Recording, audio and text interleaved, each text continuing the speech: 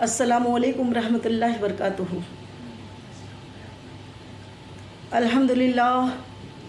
الحمدللہ رب العالمین، الصلاۃ والسلام علی سید المرسلین وعلی آلہ واصحابہ الطاہرین، اما بعد فاعوذ باللہ من الشیطان الرجیم، بسم اللہ الرحمن الرحیم۔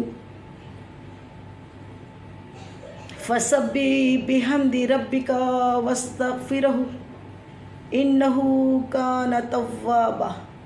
صدق اللہ العظیم وصدق رسولہ النبی الکریم، ونحن علی ذلک والشاہدین والشاکرین والحمد للہ رب العالمین۔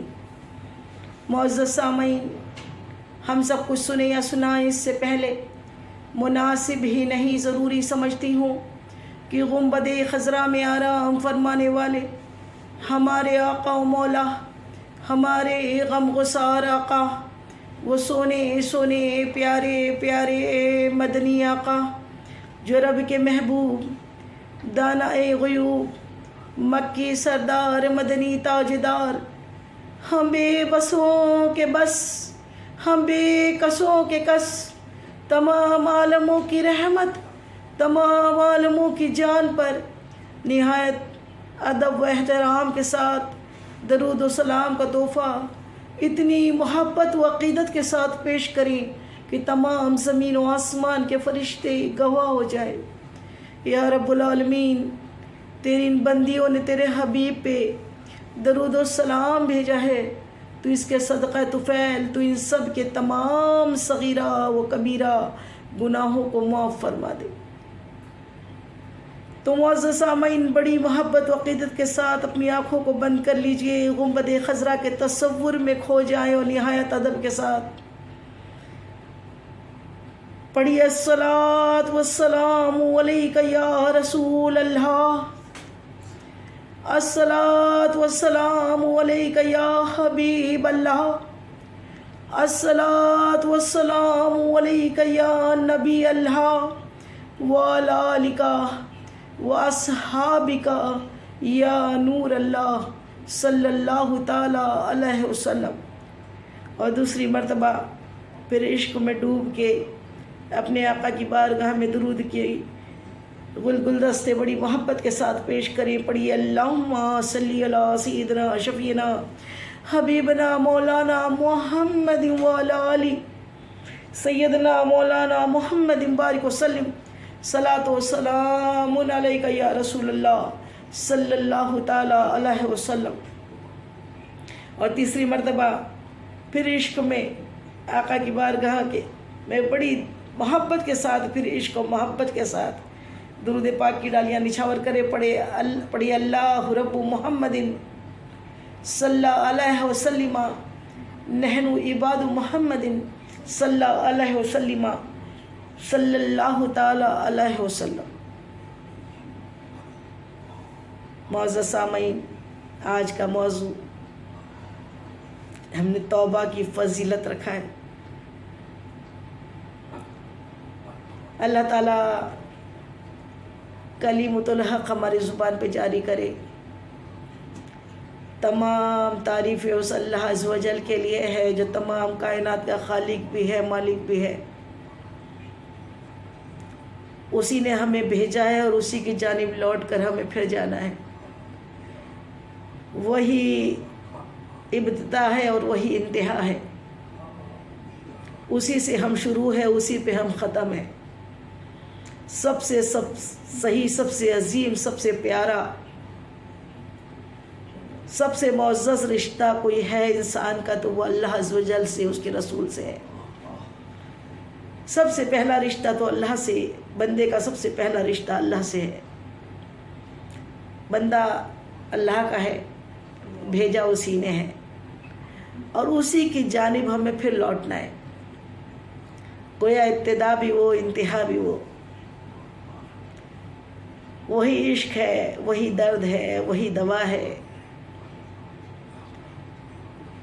جینے کا مقصد وہی اور جینے کے لیے جو اس نے عبادتیں دی، دنیا میں جس کام کے لیے بھیجا وہ امتحان، اپنا بندہ بنایا، کروڑوں کروڑوں کروڑوں احسان اس کا کہ جس نے ہمیں اپنا بندہ بنا لیا، بغیر جد و جہد کے بنا لیا، مسلمان کے گھر پیدا کیا، ماں باپ مسلمان تھے، وراثت میں دین مل گیا، کوئی تکلیف دین کے لیے اٹھانی نہیں پڑی، الحمدللہ ثم الحمدللہ۔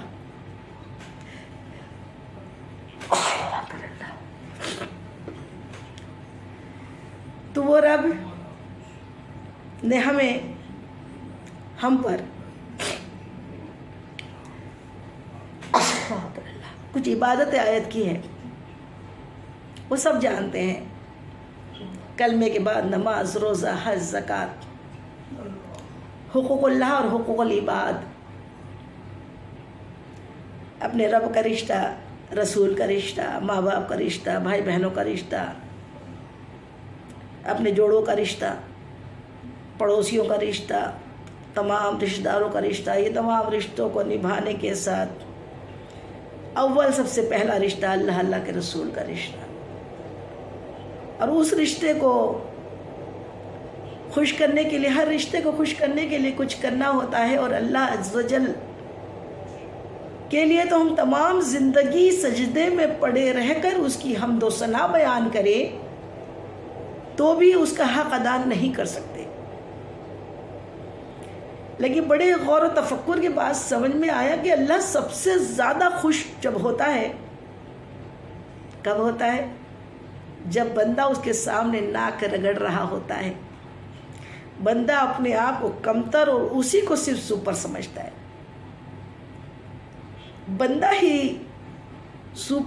بندہ خاک ہے، اس سپر رب، اس گریٹ رب، اس اللہ عز و جل کا بندہ ہونے کی وجہ سے ہمیشہ اپنے آپ کو چھوٹا کمتر سمجھے، اور اللہ کی بارگاہ میں ہمیشہ گرا ہوا ڈاؤن ٹو ارتھ رہے، اور ہمیشہ اس کی بارگاہ میں توبہ کرتا رہے۔ اللہ کو توبہ بہت پسند ہے، توبہ سے اچھا کوئی عمل نہیں۔ اسی لیے درود پاک کی فضیلت ہے کہ ایک مرتبہ درود پاک پڑھنے سے اللہ تعالیٰ 10 گناہ معاف فرما دیتا ہے، 10 درجات بلند کر دیتا ہے، 10 دعائیں قبول کر لیتا ہے، اور 10 نیکیاں ہمارے اعمال نامے میں لکھوا دیتا ہے۔ تو درود اسی لیے سب سے افضل عمل کہ اللہ اپنے حبیب کی بارگاہ میں بھیجے درود کو ہم ہی پر ریٹرن کرتا ہے، اور وہ 40 بنا کر نہیں، 70 بنا کے نہیں، 700 سے بھی زیادہ اگر محبت سے پڑھے جائے تو ایک مرتبہ پھر درود پاک کا تحفہ پیش کر دیجئے، پڑھیے اللہم صلی علی سیدنا شفیعنا حبیبنا مولانا محمد وعلی آل سیدنا مولانا محمد بارک وسلم، صلاۃ و سلام علیک یا رسول اللہ صلی اللہ تعالی علیہ وسلم۔ حدیث مبارکہ ہے کہ اللہ تعالیٰ نے جب چاہا، اللہ تعالیٰ فرماتا ہے میں چھپا ہوا خزانہ تھا، میں ایک چھپا ہوا خزانہ تھا۔ زمین میں کتنے خزانے جو چھپے ہوئے جب تک ملے نہیں ہیں تو اس کا کوئی مطلب نہیں ہے، کوئی اسے پہچانتا نہیں ہے، وہ اللہ ہی کے خزانے۔ اللہ نے تشبیہ دی اپنے آپ سے، جبکہ خزانے تو اس کے سامنے ہیچ ہے، لیکن اللہ تعالیٰ نے مثال دینے کے لیے ہم ہیچوں کو، ہم گنہگاروں کو اپنے بارے میں بتایا کہ میں ایک چھپا ہوا خزانہ تھا، میں نے چاہا کہ میں پہچانا جاؤں تو میں نے اس دنیا کو، اس خلق کو پیدا کر دیا، اس دنیا کو پیدا کر دیا۔ اس میں سب سے پہلے اپنے حبیب پاک کو پیدا کیا، اور اس کے بعد حبیب کے نور سے ساری کائنات کو، سارے عالموں کو پیدا کیا۔ تو یہ جو حضور پاک کے صدقے ہمیں اللہ تعالیٰ نے دین دیا اور ہمیں اپنا حبیب دیا، احسان عظیم ہم پہ کیا، اور پھر ہم ہیں کون؟ آدم کی اولاد۔ آدم علیہ السلام ہمارے باپ، ہمارے جد امجد، اور آپ کو اللہ تعالیٰ نے اپنا خلیفہ بنایا اور سب کچھ دیا۔ جنت میں آپ کے سکون کے لیے माँ हव्वा को पैदा किया। जन्नत में हुर गुलमा, जन्नत इतनी सजी हुई मुज़य्यन की अल्लाह ने अपने आदम के लिए, और सब कुछ देने के बावजूद कहीं कोई जद्दोजहद नहीं, कहीं कुछ भी नहीं, कोई मेहनत मशक्क़त नहीं, कोई दुख और तकलीफ़ नहीं। जन्नत वो जगह है। सब कुछ देने के बाद फरमा दिया, ए आदम फला दरख्त के पास मत जाना, फला दरख्त के पास मत जाना। लेकिन अल्लाह के नबी और नबियों के बारे में अल्लाह का फरमान है, वो मासूम होते हैं। नबी और फरिश्ते मासूम, जिनसे गुनाह सरजद नहीं होते, गुनाह सरजद कराए जाते हैं, उसमें भी हिकमत इलाहिया होती है। अल्लाह ताला की हिकमत थी कि आदम अलैहिस्सलाम वो खता करे, और उस खता में अल्लाह ने ऐसी बरकत दी और अल्लाह की ऐसी हिकमत इलाहिया थी कि जिसकी वजह से अल्लाह ताला ने सारी दुनिया को आबाद कर दिया। हम गुनाह करते हैं तो लानत ही लानत होती है, बरकत नहीं होती। लेकिन अल्लाह का नबी अगर ख़ता करता है अल्लाह के हुक्म से, अल्लाह की मंशा से, तो फिर वहाँ पे दुनिया आबाद हो जाती है, ये चमन बन जाता है। तो ये दुनिया जो आबाद हुई आदम अलैहिस्सलाम की एक छोटी सी ख़ता से, आप ऑलरेडी जन्नत में थे, एक ख़ता हुई, जन्नत से निकाल दिए गए। अब दुनिया में मेहनत और मशक्क़त में आ गए, तकलीफ़ों के में आ गए, गमों में आ गए, परेशानियों में आ गए, और उस ख़ता की वजह से 300 बरस तक लगातार आप आंसू बहाते रहे, रोते रहे, ए अल्लाह तू राज़ी हो जा, ए अल्लाह तू राज़ी हो जा, ए अल्लाह तू राज़ी हो जा। अल्लाह को राज़ी करने के लिए बड़े जतन किए। रिवायतों में है कि जितने नदी नाले हैं, जितनी नदियाँ हैं, ये सब कुछ आदम अलैहिस्सलाम की आंखों का पानी है, आंखों के आंसू है। इतना रोए, इतना रोए, इतना रोए। आदम अलैहिस्सलाम को दुनिया में अलग जगह, और माँ हव्वा को दुनिया में अपनी अलग जगह पर, जद्दा में माँ हव्वा को, और आदम अलैहिस्सलाम को सरानदीप में उतारा। और उतारने के बाद अल्लाह ताला ने उन दोनों को अलग कर दिया, और दोनों रोते रहे। आदम अलैहिस्सलाम रो रो के अल्लाह की बारगाह में माफ़ी मांगते रहे, तौबा करते रहे, अल्लाह माफ़ कर दे, माफ़ कर दे, माफ़ कर दे। जबकि मासूम है, अल्लाह के नबी है, अल्लाह ताला ने अपना खलीफा बनाया है। उसके बाद अल्लाह ताला ने ही कुछ दुआ सिखाई, और दुआ क्या थी सब जानते हैं। अल्फाज चाहिए, ए अल्लाह वो अल्फाज, वो लफ्ज़, वो जुमले, वो दुआ ऐसी सिखा दे जैसे हमारे बाप आदम अलैहिस्सलाम को तूने सिखाई। और वो सीख कर उन्होंने उस अंदाज में दुआ मांगी, अल्लाह राज़ी हो गया। 300 बरस के बाद अल्लाह राज़ी हुआ। और वो दुआ क्या थी? वो वसीला था। वो वसीला था अल्लाह के महबूब मोहम्मद अरबी मुस्तफ़ा जान रहमत के वसीले से दुआ मांगी। कलमा पढ़ा, ला इलाहा इल्लल्लाह मुहम्मद रसूलुल्लाह सल्लल्लाहु तआला अलैहि वसल्लम। अल्लाह ताला ने पूछा, जबकि सब कुछ जानता है, लेकिन पूछा, ए आदम ये कहाँ से सीखा? मेरे नबी का नाम तुम्हें कहाँ से मालूम हुआ? मेरे महबूब का नाम। आदम अलैहिस्सलाम अर्ज़ करते हैं, मौला जब तूने मुझ में रूह डाली, मैंने आंखें खोली तो मेरी नज़र अर्श मौला पे गई, और वहाँ कलमा ला इलाहा इल्लल्लाह मुहम्मद रसूलुल्लाह सल्लल्लाहु तआला अलैहि वसल्लम लिखा हुआ था। मैं समझ गया ये मुअज़्ज़ज़ नाम, ये अजीम नाम तेरे करीब, तेरे महबूब का है। इसीलिए मैंने उसी महबूब के वसीले से तुझसे दुआ मांगी कि मौला अब तू राज़ी हो जा, मौला अब तू राज़ी हो जा, मौला अब तू राज़ी हो जा। और तू राज़ी हो गया। अल्लाह ताला फरमाता है, ए आदम अगर तुम 300 बरस पहले ही ये मांग लेते तो हम तभी तुमसे राज़ी हो जाते। लेकिन बात यह है ना, हिदायत अल्लाह देता है, और अल्लाह को रोना बहुत पसंद था। आदम अलैहिस्सलाम का रोना, गिड़गिड़ाना, तौबा करना अल्लाह को इतना पसंद है कि कहते हैं हश्र के दिन जब जहन्नम सुलगाई जाएगी ना, जब हिसाब हो जाएगा तो जहन्नम की लपटें बड़ी तेज़ी से बढ़ेंगी, सब किस्म का पानी डाला जाएगा, वो लपटे पीछे नहीं जाएंगी।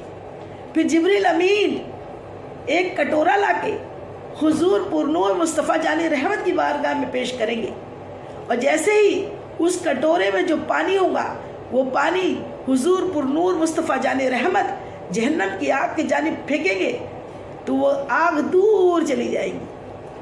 हुजूर पाक जबकि सब जानते हैं, हमें बताना मकसद है। पूछेंगे ऐ जिब्रील ये कैसा पानी है? अर्ज करेंगे या रसूलुल्लाह सल्लल्लाहु अलैहि वसल्लम ये आपकी उम्मत के गुनहगारों की नदामत के आंसू है, जो वो गुनाह करके नदामत में आंसू बहाते थे। अल्लाह ताला ने उन आंसुओं को मोती या कतरे समझ के, कतरे बना के, मोती बना के चुन लिया था, और वो पानी वो है जिससे जहन्नम की आग बुझ जाती है। सुभान अल्लाह, सुभान अल्लाह। मुअज़्ज़ज़ सामाईन, ये देखे कि नदामत के आंसू क्या होते हैं। अल्लाह को तौबा बहुत पसंद है, अल्लाह ताला को तौबा करना बेइंतहा पसंद है। अल्लाह ताला ने चाहा कि मैं पहचाना जाऊं तो उसमें सबसे बड़ी सिफत अल्लाह की जो थी ना वो गफ़्फ़ार है, बख्शने वाला, मेहरबान, अरहमर राहिमीन, निहायत रहम करने वाला। जब तक अल्लाह छुपा हुआ खजाना था, अल्लाह तो अल्लाह था, लेकिन तौबा करने वाला कोई नहीं था। इबादत करने वाले तो फरिश्ते थे जो मासूम थे, इबादत करने वाले तो नबी भी की रूहें थी, मासूम थी। जिन्हें गुनाह ही ना किया वो नदामत क्या जाने, जिन्होंने गुनाह ही नहीं किया उन्हें नदामत के आंसू कहाँ से मिले। फिर अल्लाह ताला ने चाहा कि मैं पहचाना जाऊँ तो अल्लाह ताला ने अपने इस दुनिया को, अपने बंदों को दुनिया में भेजा। बंदे फरिश्ते नहीं लेकिन अशरफुल मखलूक़ात है, और अशरफुल मखलूक़ात की ये सिफत है, ये बंदा होता है, इबादतें भी करता है, लेकिन अल्लाह ताला ने उसको एक ऐसी नफसानी उसके अंदर नफ्स रखी है, वो नफ्स उससे गुनाह कराता है। वो कितना भी अच्छा रहने की कोशिश करता है, फिर गुनाह उससे हो जाता है, और जब वो गुनाह हो जाता है तो जो अंदर अच्छी रूह होती है ना, वो नदामत करती है, वो उसको बुरा जानती है, उसको हेट करती है, उसको लानत भेजती है कि तूने क्या किया, तूने अपने रब की नाफरमानी की है, तूने अपने रब की नाफरमानी की है, तूने अपने रब की नाफरमानी की है। और फिर वो रोता है, गिड़गिड़ाता है, अपने अल्लाह की बारगाह में माफ़िया मांगता है, तौबा करता है, फिर अल्लाह की रहमत जोश में आती है, और अल्लाह ताला उस बंदे को ऐसा पाक कर देता है गोया अभी अभी अपनी माँ के पेट से पैदा हुआ है। सुभान अल्लाह, सुभान अल्लाह।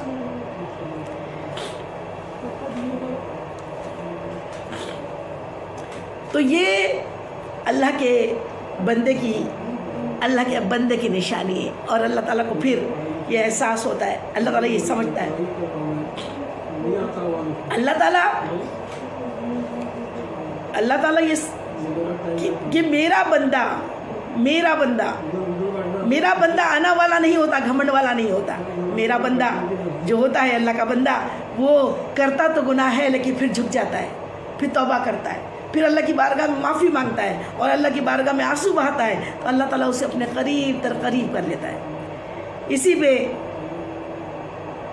हुजूर पुरनूर मुस्तफ़ा जाने रहमत सल्लल्लाहु ताला अलैहि वसल्लम से सहाबा कराम ने पूछा, या रसूलल्लाह तौबा करने से क्या होता है, तौबा कैसे की जाए, और तौबा क्या है?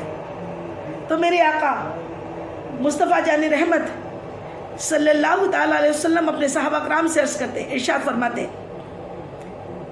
ऐ मेरे सहाबाओं सुनो, दूर दराज सहरा में एक शख्स सफ़र कर रहा है, उसके पास एक ऊँटनी है, बियाबान सहरा है, दूर दराज सहरा के सफ़र में पानी नहीं मिलता, खाना नहीं मिलता, दूर दूर तक रेत ही रेत, रेगिस्तान ही रेगिस्तान होता है।